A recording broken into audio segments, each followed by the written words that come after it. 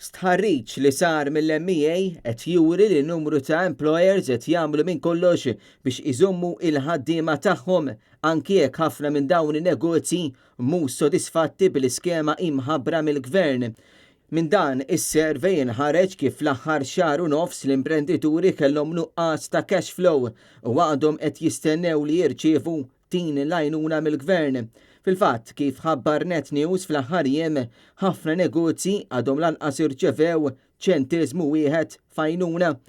Jikkumenta dwar dan id-Direttur Ġenerali tal-MEA Joe Farrugia. Bħala Kamra tal-Aħbarijiet qed nirċievu ħafna rapporti ta' negozji li għadhom ma rċevewx l-għajnuna u dawn huma eliġibbli li jirċevu l-għajnuna.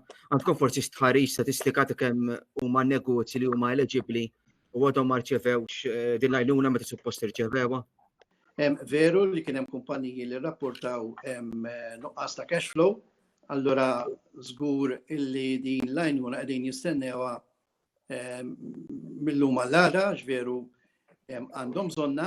Dal-aħħar iktar żdiedu daw minħabba li peress li qegħdin l-aħħar ġimgħa ta' April, ħafna kumpaniji għandhom il-payroll u allura qegħdin jistaqsu x'ħajamlu.